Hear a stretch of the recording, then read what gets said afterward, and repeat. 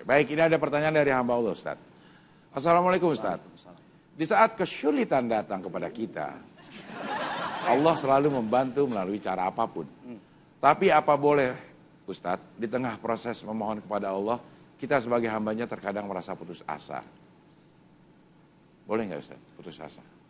Nggak boleh lah. Pasti nggak boleh ya? Nggak boleh, karena begitu kita putus asa pada harapan yang kita gantungkan kepada Allah, sesungguhnya kita sedang mengatakan, percuma aku berharap padamu.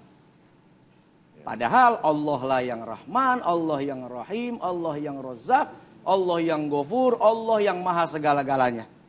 Bahkan orang yang berdosa saja tidak boleh putus asa untuk memohon ampun. Ya.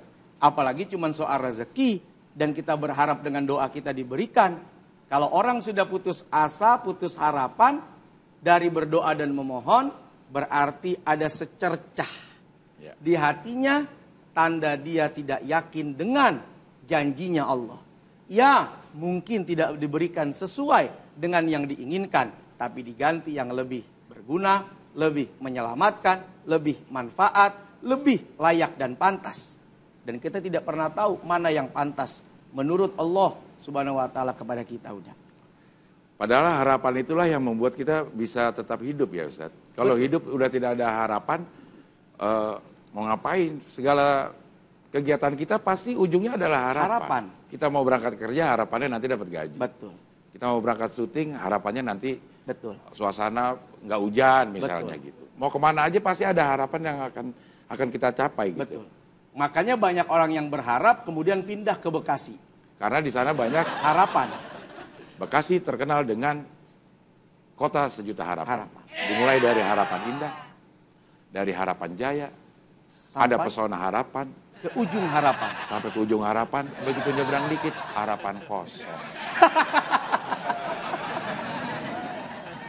Kalau nggak ada harapan berarti ya sudah tidak hidup. Ya. Karena nafsu diberikan, di situ ada harapan yang diinginkan dan dikejar. Ya. Itu salah satu kenapa Allah berikan kita syahwat. Ya. Karena kita punya dorongan gitu untuk mendapatkan, menguasai atas apa yang kita inginkan. Ya.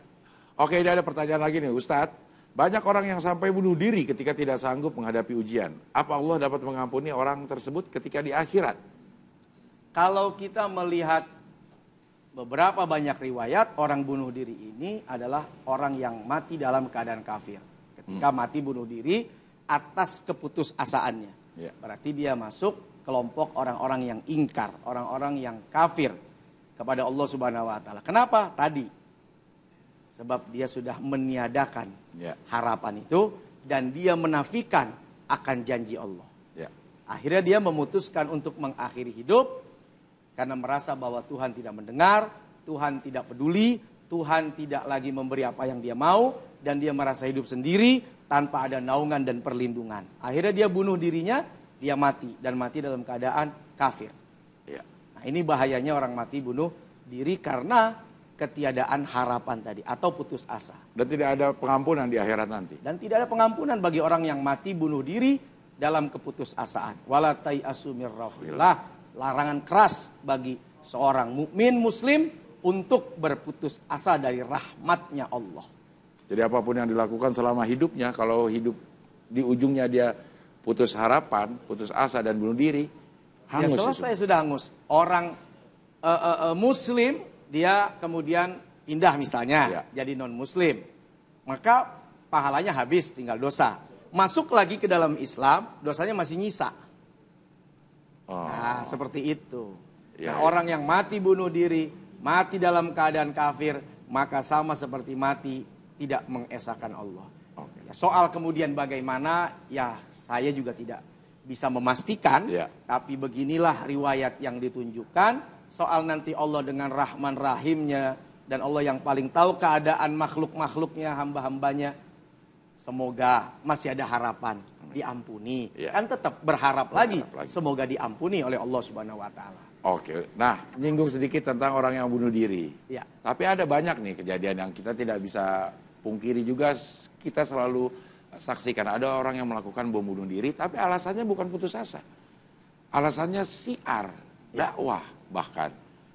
Nah, itu gimana Ustaz? Dakwah itu juga tidak boleh putus asa. Tugas dakwah apa? Mengajak, mengajar, membimbing, biar orang ikut sama kita. Ya. Saat kita putus asa melihat orang tidak ikut, melihat orang tidak mau, keluar kalimat, dasar kau, ahli neraka, pantas kau di jahanam. Itu kalimat putus asa sebetulnya. Padahal tugasmu hanya dakwah. Ikut tidak ikut, itu adalah bagian dari ujian. Nabi kurang dekat apa sama Abu Jahal? Ya. Sama Abu Lahab?